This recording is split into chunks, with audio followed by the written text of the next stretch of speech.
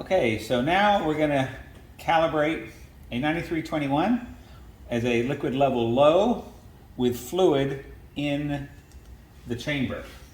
Okay, so the first thing you want to do is make sure the nozzle and the flapper are sitting horizontally.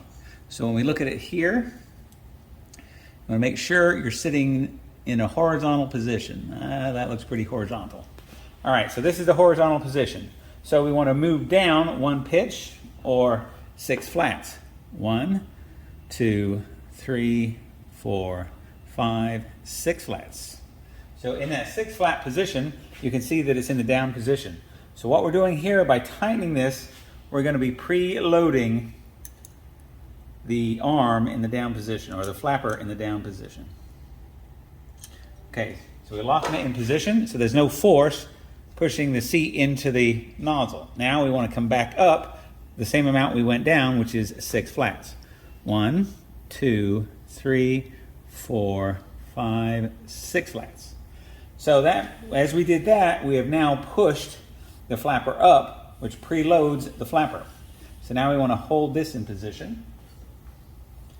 I'm going to lock it with the lock screw. Now the only thing left we have to do is set our magnet. So we can slide the magnet up, it'll touch, and then we want to gap the magnet. So as we gap the magnet, about a 32nd of an inch gap. So now the magnet's pulling it down plus the preload. We have 0 pressure in here because we're not pressurized, so we're going to go ahead and pressurize the system, give it the supply gas. So here goes the supply gas. We should see everything come up in pressure. Okay, so this is our supply gas, and then we're supplying this gas to our valve. And our valve should be opening. So down here we have our valve open.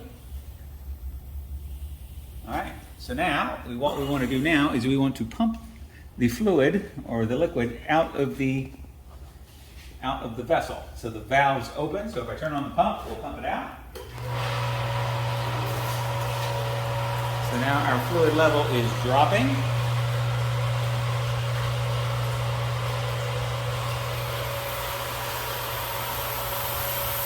And now we're hitting our trigger point. And then our valve is now closed. You can see the valve in closed position, and you can see it's venting and bleeding as it should be. Now, if I turn off my pump, my liquid level low, and the chamber is, the fluid level is dropped, therefore it's tripped the switch. Now if I fill up the chamber again, there I'm filling up my chamber, my fluid level is rising, and you can see the response back to full pressure.